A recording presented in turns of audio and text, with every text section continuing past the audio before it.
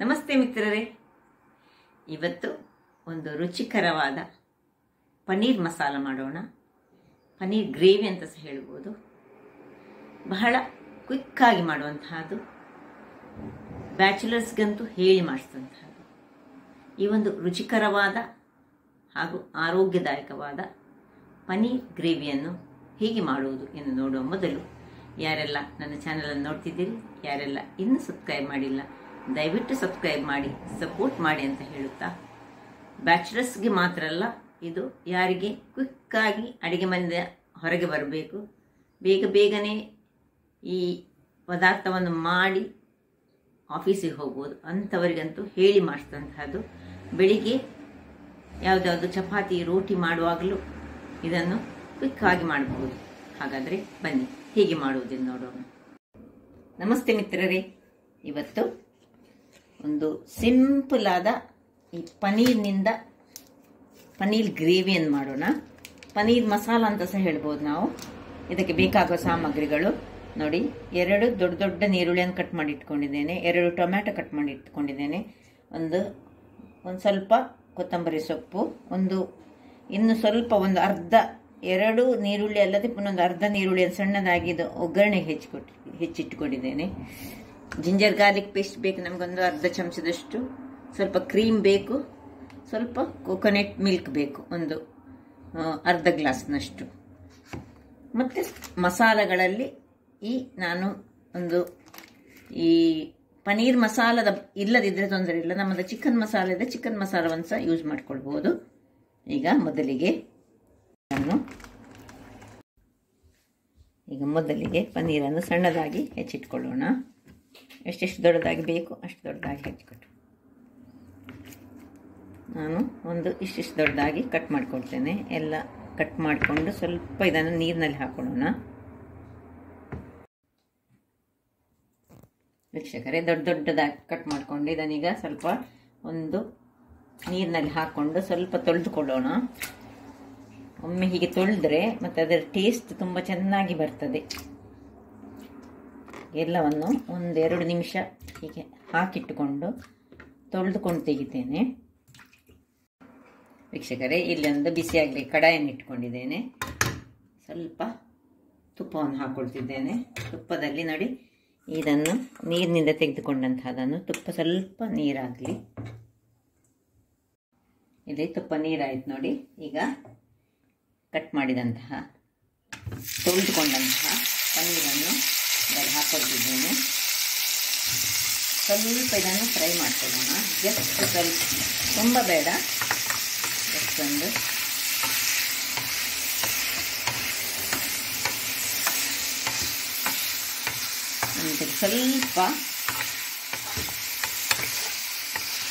ಚೂರು ಚೇಂಜ್ ಆದರೆ ಸಾಕು, ತುಂಬ ಹೆಚ್ಚು ಬೇಡ. ಹೆಚ್ಚು ತಿರುಗಿಸಿದೆ, ಹೀಗೆ ಮಾಡಿದರೆ ಚೆನ್ನಾಗಿ ಬರ್ತದೆ.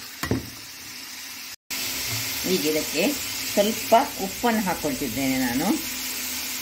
ಒಂದು ಪಿಂಚ್ ಆಫ್ ಉಪ್ಪು ಸಾಕು. ಮತ್ತು ಸ್ವಲ್ಪ ಪಿಂಚ್ ಆಫ್ ಹಳದಿ ಪೌಡರನ್ನು ಹಾಕ್ಕೊಳ್ತಿದ್ದೇನೆ.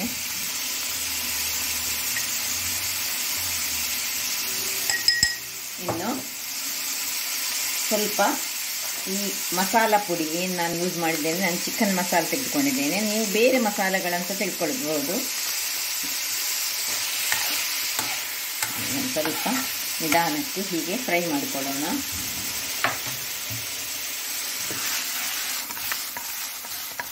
ಹೀಗೆ ಟಾಸ್ ಮಾಡಿದರೆ ಇದು ಹುಡಿ ಆಗುವುದಿಲ್ಲ ನೋಡಿ.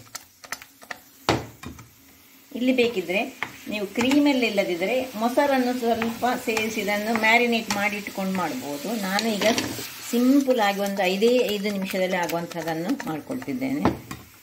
ಇಷ್ಟು ಸ್ವಲ್ಪ ಕಲರ್ ಚೇಂಜ್ ಆಗಲಿದ್ರೆ ಅದು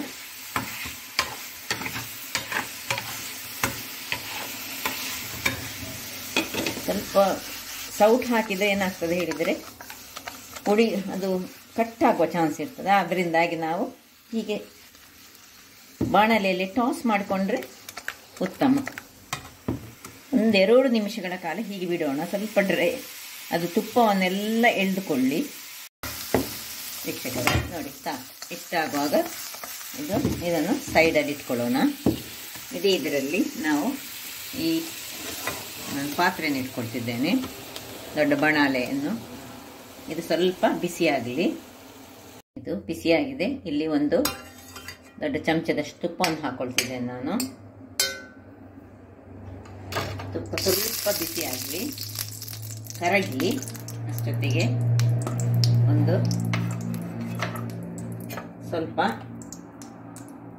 ಅರ್ಧ ಸ್ಪೂನಿನಷ್ಟು ಜಿಂಜರ್ ಗಾರ್ಲಿಕ್ ಪೇಸ್ಟನ್ನು ಹಾಕೊಳ್ತಿದ್ದೇನೆ ನಾನು.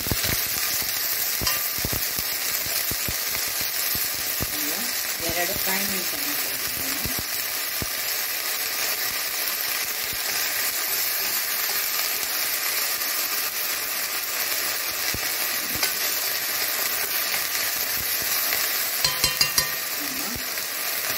ಈರುಳ್ಳಿಯಲ್ಲಿ 2 ಈರುಳ್ಳಿಯನ್ನು ಇದಕ್ಕೆ ಹಾಕೊಳ್ತಿದ್ದೇನೆ.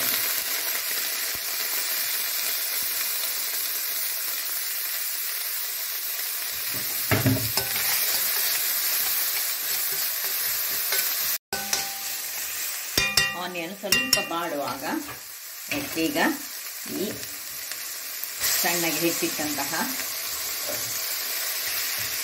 ಟೊಮ್ಯಾಟೊವನ್ನು ಹಾಕೊಳ್ತಿದ್ದೇನೆ. ಅದರೊಟ್ಟಿಗೆ ಸ್ವಲ್ಪ ಕೊತ್ತಂಬರಿ ಸೊಪ್ಪು ದಂಟಂತ ಹಾಕೊಳ್ತಿದ್ದೇನೆ. ಹಾಕೊಂಡು ಚೆನ್ನಾಗಿ ಫ್ರೈ ಮಾಡ್ಕೊಳ್ಳೋಣ. ಇದು ಸುಲಭ ರೀತಿಯಲ್ಲಿ ಬೇಗನೆ ಆಗುವಂತಹದ್ದು. ಈಗ ನೀವು ಜಿಂಜರ್ ಗಾರ್ಲಿಕ್ನ ಬದಲು ಜಿಂಜರ್ ಮತ್ತು ಇದನ್ನು ಕಟ್ ಮಾಡಿಕೊಂಡು ಹಾಕೊಳ್ಬೋದು, ಅದು ಸಹ ಚೆನ್ನಾಗಿ ಬರ್ತದೆ. ಇದ್ದರೆ ಹಾಕೊಳ್ಬೋದು, ಅಥವಾ ಹೀಗೆ ಪೇಸ್ಟ್ ಇದ್ದರೆ ಪೇಸ್ಟ್ ಹಾಕೊಳ್ಬೋದು. ಕೆಲವು ಪೇಸ್ಟ್ ಹಾಕಲಿಕ್ಕೆ, ಪೇಸ್ಟ್ಗಿಂತ ನಾವು ಕಟ್ ಮಾಡಿ ಹಾಕಿದರೆ ಆ್ಯಕ್ಚುಲಿ ಒಳ್ಳೆಯದು. ಈಗ ಇಲ್ಲಿ ಸ್ವಲ್ಪ ಉಪ್ಪನ್ನು ನಾನು ಹಾಕೊಳ್ತಿದ್ದೇನೆ ಇದಕ್ಕೆ. ಆಗ ಅಲ್ಲಿಗೆ ಸಹ ಸ್ವಲ್ಪ ಉಪ್ಪು ಹಾಕ್ಕೊಂಡಿದ್ದೇನೆ. ಉಪ್ಪನ್ನು ಹಾಕ್ಕೊಂಡು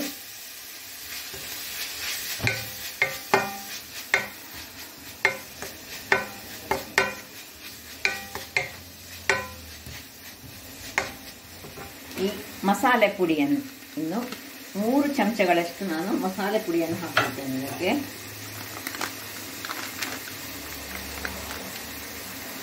ಒಂದು 2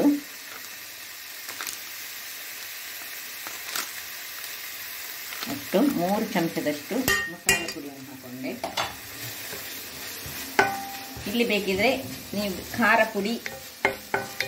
ಖಾರ ಸ್ವಲ್ಪ ಜಾಸ್ತಿ ಬೇಕಿದ್ರೆ ಖಾರದ ಅಂದರೆ ಮೆಣಸಿನ ಪುಡಿಯನ್ನು ಹಾಕೊಳ್ಬೋದು. ಹೀಗೆ ಸ್ವಲ್ಪ ಇದನ್ನು ಮಸಾಲೆಯನ್ನು ಸಹ ಅದರೊಟ್ಟಿಗೆ ಸೇರಿಸ್ಕೊಳ್ಳೋಣ, ಫ್ರೈ ಮಾಡೋಣ. ಇನ್ನು ಸ್ವಲ್ಪ ನೀರು ಹಾಕಿ ಇದಕ್ಕೆ ಮುಚ್ಚಳವನ್ನು ಮುಚ್ಚುತ್ತೇನೆ ನಾನು. ಒಂದು ಅರ್ಧ ಲೋಟದಷ್ಟು ನೀರನ್ನು ಹಾಕ್ಕೊಂಡು ಅದನ್ನು ಒಳ್ಳೆ ಟೊಮ್ಯಾಟೊ ಮತ್ತು ನೀರುಳ್ಳಿ ಅದರೆಲ್ಲ ಸ್ವಲ್ಪ ಬೆಂದು ಆಯಿಲ್ ಬಿಡುವ ತನಕ ನಾವು ನೋಡಿ ಅರ್ಧ ಲೋಟದಷ್ಟು ಸಾಕು ನೀರು ಹಾಕಿದ್ರು. ಹಾಕ್ಕೊಂಡು ಮುಚ್ಚಳ ಮುಚ್ಚಿ ಸ್ವಲ್ಪ ಹೊತ್ತು ಬೇಯಿಸ್ಕೊಳ್ಳೋಣ. ವೀಕ್ಷಕರೇ, ಇಲ್ಲಿ ನೋಡಿ ಎಲ್ಲ ನೀರು ಆವಿಯಾಯಿತು. ಟೊಮ್ಯಾಟೊ ಮತ್ತು ನೀರುಳ್ಳಿ ಇದರಲ್ಲಿ ಚೆನ್ನಾಗಿ ಬೆಂದಿಕೊಂಡಿದೆ. ಈಗ ಅದಕ್ಕೆ ಸ್ವಲ್ಪವೇ ಒಂದು 1/4 ಲೋಟದಷ್ಟು ನೀರು ಹಾಕ್ತೇನೆ. ಆಗ ಅರ್ಧ ಲೋಟದಷ್ಟು ನೀರು ಹಾಕಿದ್ದು ನಾನು. ಇನ್ನು ನೀರು ಹಾಕಿ ಸ್ವಲ್ಪ ಅದು ಒಂದು ಕುದಿ ಬರುವಾಗ ಇಲ್ಲಿ ತೆಂಗಿನ ಹಾಲು, ನಾವು ಮನೆಯಲ್ಲಿ ಸಹ ಮಾಡಿಕೊಳ್ಬೋದು ತೆಂಗಿನ ಹಾಲು. ಈಗ ನನಗೆ ವ್ಯವಸ್ಥೆ ಇಲ್ಲ ಹೇಳಿ ನಾನು ಹಾಕ್ತಿದ್ದೇನೆ, ತೆಂಗಿನ ಹಾಲನ್ನು ಹಾಕ್ತಿದ್ದೇನೆ. ತೆಂಗಿನ ಹಾಲು ಹಾಕಿ ಸಹ ನಾವು ಕ್ರೀಮ್ ಹಾಕಬೇಕಂತ ಏನೇ ಇಲ್ಲ, ಇದ್ದರೆ ಹಾಕ್ಕೊಳ್ಬೋದು. ಕಸೂರಿ ಮೇಥಿ ಇದ್ದರೆ ಹಾಕ್ಕೊಳ್ಬೋದು. ಇದರಲ್ಲಿ ಯಾವ ರೀತಿಯಲ್ಲಿ ಸಿಂಪಲ್ ಆಗಿ ಮಾಡುವಂತಹ, ಇದು ಬ್ಯಾಚುಲರ್ಸ್ಗೆ ಮಾಡುವಂತಹದ್ದು. ನೋಡಿ ಏನು ಕಲರ್ ಬಂತು ನೋಡಿ, ಗ್ರೇವಿ ಆಗ್ತದೆ ಇದರಲ್ಲಿ.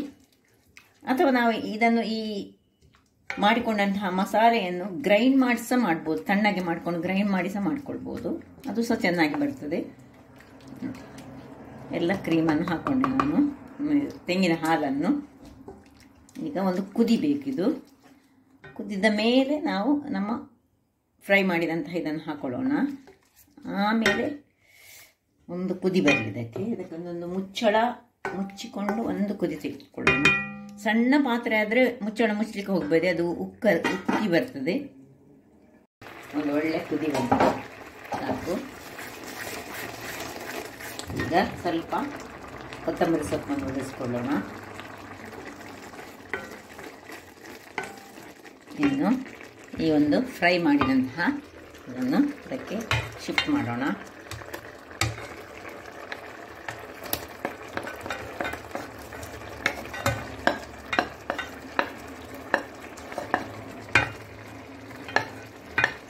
ಅಂಟಿಕೊಂಡಿದೆ.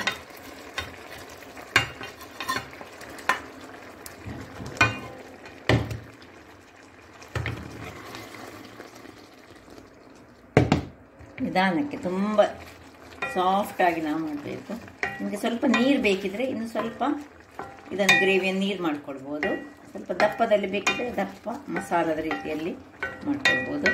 ಈಗ ಇದನ್ನು ಸ್ವಲ್ಪ ಇದು ಎಳಿಲಿಕ್ಕೆ, ಮಸಾಲೆ ಎಳಿಲಿಕ್ಕೆ 1-2 ನಿಮಿಷಗಳ ಕಾಲ ಕುದಿಸಲು ಬಿಡೋಣ.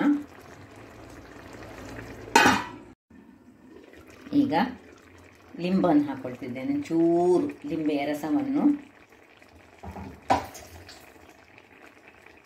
ಮತ್ತು ಕ್ರೀಮ್ ಬೇಕಿದ್ರೆ ಮಾತ್ರ ಹಾಕೊಳ್ಬೋದು. ನಾನು ಕ್ರೀಮ್ ಹಾಕ್ತೇನೆ ಅಂತ ಎಣಿಸಿದ್ದೆ, ಆದರೆ ಕ್ರೀಮ್ ಬೇಡ ಅಂತ ನನ್ನ ಮಗ ಹೇಳ್ತಿದ್ದಾನೆ. ಅದರಿಂದಾಗಿ ಕ್ರೀಮನ್ನು ನಾನು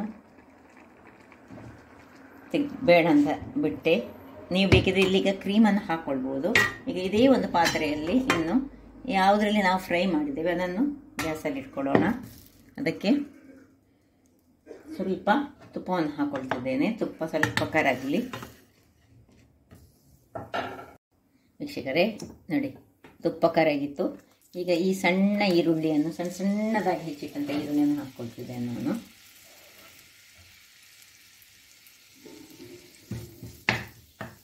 ಸ್ವಲ್ಪ ಅದು ಅದರಲ್ಲಿ ಫ್ರೈ ಆಗಬೇಕು.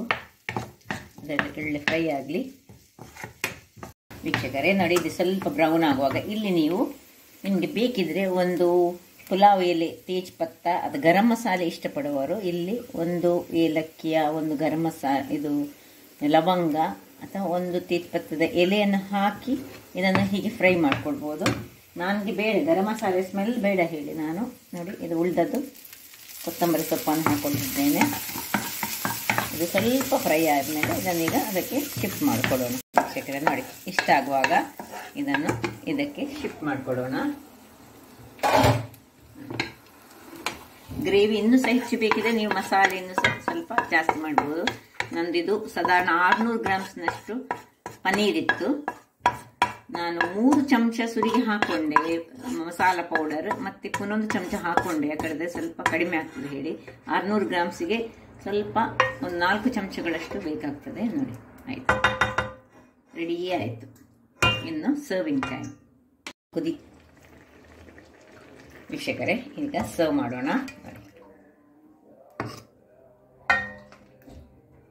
ಹೀಗೆ ಬಂದಿದೆ ನೋಡಿ.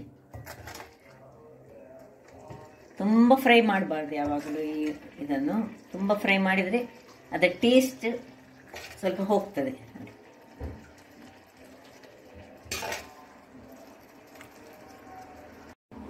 ನೋಡಿದ್ರಲ್ಲ ವೀಕ್ಷಕರೇ, ಸುಲಭ ಕ್ವಿಕ್ಕಾಗಿ ಮಾಡುವಂತಹ ಒಂದು ಪನ್ನೀರ್ ಮಸಾಲ, ಪನ್ನೀರ್ ಗ್ರೇವಿ ತೋರಿಸ್ಕೊಟ್ಟಿದ್ದೇನೆ. ಈಸಿ. ನಿಮ್ಮ ಹತ್ರ ತೆಂಗಿನ ಹಾಲು ಮತ್ತು ಸ್ವಲ್ಪ ಈ ಪೌಡರ್ ಇದ್ದರೆ ಸಾಕು, ಕ್ವಿಕ್ಕಾಗಿ ಮಾಡುವಂತಹದ್ದು. ಹಾಗಾದರೆ ನನ್ನ ಈ ಕುಕಿಂಗ್ ಚಾನಲ್ ನಿಮಗೆ ಇಷ್ಟ ಆದರೆ ಬೋಳೂರು ಸುವರ್ಣ ಚಾನಲನ್ನು ಲೈಕ್ ಮಾಡಿ, ಶೇರ್ ಮಾಡಿ ಹಾಗೂ ಸಬ್ಸ್ಕ್ರೈಬ್ ಮಾಡಿ ಹಾಗೂ ನನ್ನ ಇನ್ಸ್ಟಾಗ್ರಾಮ್ ಪೇಜನ್ನು ಫಾಲೋ ಮಾಡಿ. ಧನ್ಯವಾದಗಳು.